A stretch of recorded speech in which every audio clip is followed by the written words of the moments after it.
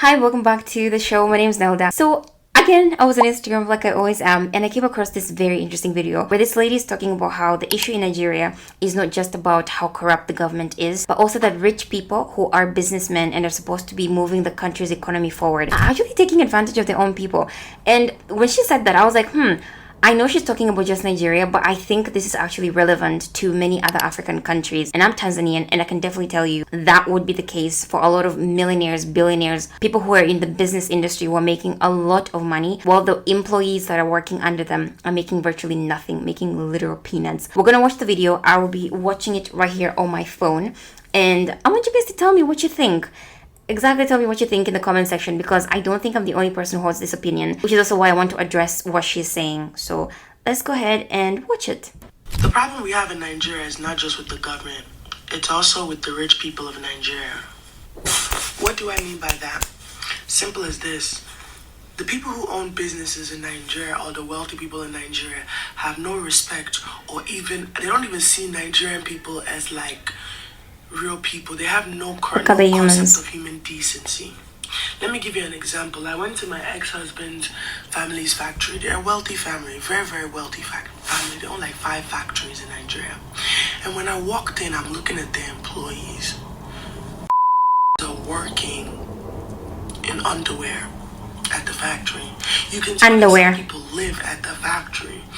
It was just so vagabond. And when I brought it up and asked about it, they told me, oh no, you can't pay them too well. If you pay them too well, they'll leave. Like the excuse that I was giving, and it gets worse. So then I'm looking at like the fact that his father went and copped the brand new 2024 Range Rover, like all the cars they have, they're like, and I'm just in my head. So you're telling me that if you pay these people beyond minimum wage, even if it's just 100, like it will be too much. The fact that business owners in Nigeria do not pay their employees enough for them to be current, for them to even survive Nigeria, blows my mind.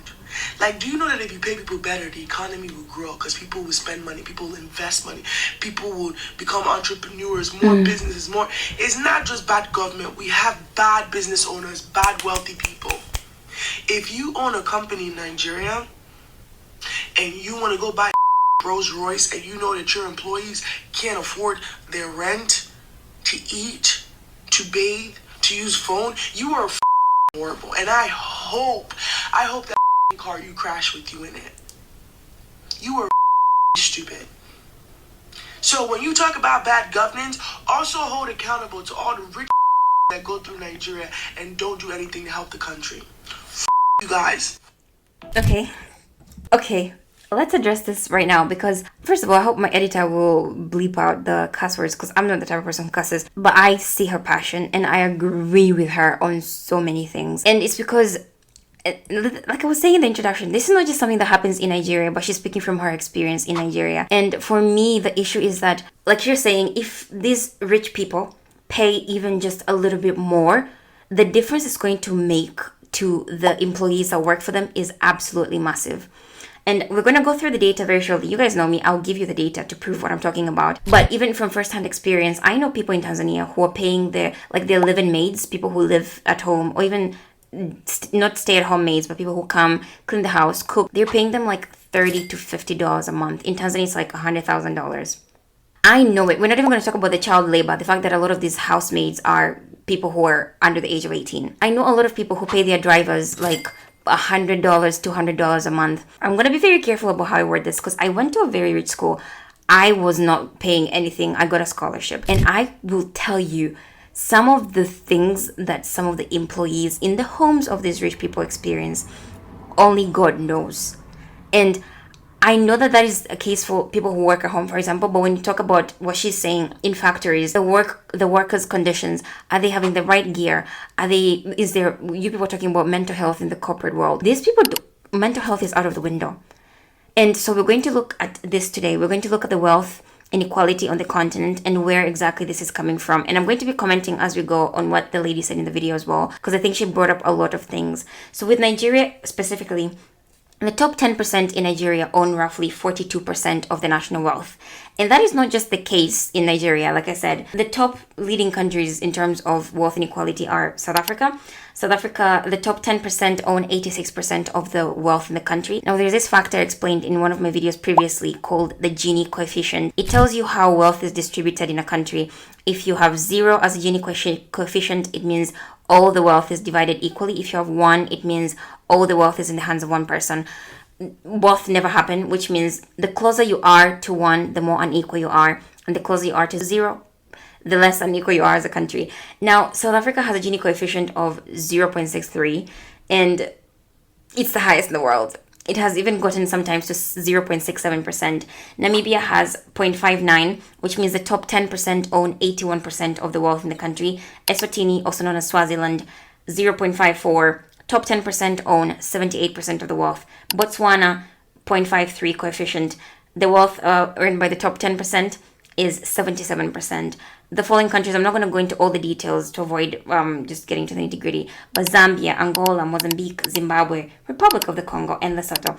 Now, I'm not going to tell you guys what pattern I've noticed, but tell me what pattern you've noticed. I'm just going to repeat the countries and tell me exactly what you're noticing. South Africa, Namibia, Eswatini, Botswana, Zambia, Angola, Mozambique, Zimbabwe, Congo, Lesotho.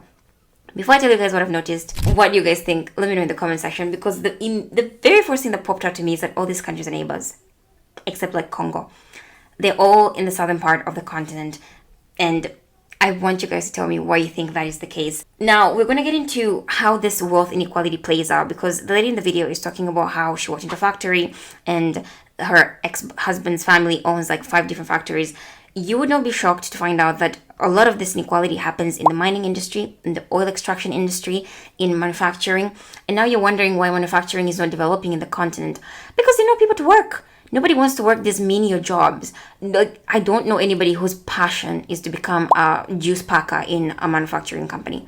No, these are jobs that people do out of necessity. It's because somebody is absolutely desperate. They're like, rather than getting 0, I'd rather work really, really hard and know that I'm getting paid basically nothing, but it's better than nothing itself, which is earning nothing in a month. So in the oil industry, in South Africa, for example, in the mining sector in South Africa, workers earn an average of $500 a month, while top executives make $1 million a year. $1 million a year. And that is the average. There are executives who make like 10 million. People make multi-million in the mining industry, but workers are getting paid $500 a year. No, a month, a year. Can you imagine $500 a year? That'd be crazy. If you look at other countries like Zambia, the copper mining industry gets a profit of $10 billion annually. But miners get paid roughly $300 a month. You're telling me that if you reduce your profits from 10 billion to, let's say, I don't know, 9 billion, you take that 1 billion, you divide it among the workers. You're telling me that will make no impact. You're that greedy to take all the money that you can get to squeeze it out of the very people who are running this industry. Because let me tell you something, this is something else that people say, it's like, oh, but the executives are the ones who are making the decisions, the ones who are making the network. If all the mining workers on the continent of Africa quit today, the continent will collapse. The mining sector will collapse. If every single African farmer says, we're done with this nonsense, we're not getting paid enough, the continent will collapse. The people who are holding Africa to this day are people who are working these quote-unquote menial jobs, these unskilled jobs, farmers, miners, people who are selling things in the market. All these people who are doing the jobs that nobody wants to do, and we're paying them basically nothing. It is not this is what I'm saying. In Africa, I don't know of any billionaire in Africa, or millionaire even, who can rightfully flex about their money, especially when people are being paid this much. Now, let me give you other examples as well. In Angola, oil accounts for roughly 90% of exports, so that's roughly $30 billion a year in terms of profit. And the top 10% in Angola earn 74% of the wealth. 74%! You're telling me $30 billion a year. You cannot distribute that to the poor people. You will still be rich. You still will be. Like, that's not even, you can't even debate it. Oh my gosh. In Nigeria, again, oil elites control 80% of the revenues in the oil industry. But if you look at the Niger Delta region, the poverty rates are as high as 70%, which means 70% of the people in that region are living below $2 a day. And people buying Range Rovers, like the lady was saying in the video. And you guys are cheering them on social media, like, oh my god, oh my gosh, I'm tapping from your grace. What grace are you tapping from? The grace of stealing? it's nonsensical when you see it, when you see this. Like, African countries lose roughly 50 to 100 billion dollars every single year because of illicit deals that have to do with resource extraction, because people are going about through the corners. They don't want to go through the legal way of mining, sending them to the executives, then they go through the legal channels. People are going to do illegal mining because they make their money somehow that way. It's much better than working for somebody who's paying you virtually nothing and you don't even get anything for your money.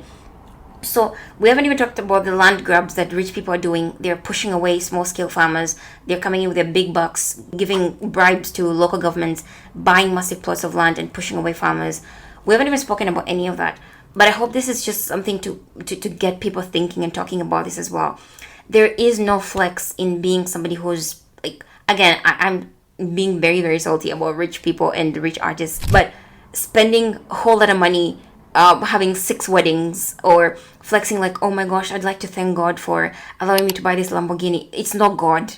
It's your greed and your selfishness that has helped you buy all of that. And I'm not saying, by the way, while we're in that topic, I'm not saying that when I'm rich, I'm not going to buy a Lamborghini. Guys, let me tell you something. I used to be one of those people who was like, I don't care about Lamborghinis. And then I saw a Lamborghini in real life and I was like, maybe I might just want one. So I'm not saying there's anything wrong with entertaining yourself and having a little bit of this here and there, but I'm saying just the amount of wealth these people are accumulating is more than enough. It will feed them, it will feed their grandkids, their great grandkids. It will feed the rest of their generation. While on the other hand, people are struggling and they will pass that poverty cycle to the next generation as well. But if these rich people give us even half of what they have, like if the top 10% in South Africa give what they have, they will still own 40% of the country's wealth. It doesn't make sense. Like, I think this is something that needs to be spoken about. And again, for my viewers, if you're watching this, I know you people are very ambitious. We talk about these conversations in the comment section. You people are very smart. Most of you are going to become very wealthy. I definitely know it. When you are wealthy, use that wealth to benefit your community. You are never going to run out of money if you're a hardworking person and you put other people forward. You're never going to run out of money. Never. So don't be greedy like some of these people are. And that is all I have to talk about today. So let me know what you guys think. What stories do you guys have? I'm very curious because this lovely woman is talking about Nigeria, but I know there are stories across the continent. So let me know what you think. And as always, don't forget to like, subscribe, share, comment, and let me know what you think. Thank you so much for watching, and you'll see me in the next video. Bye.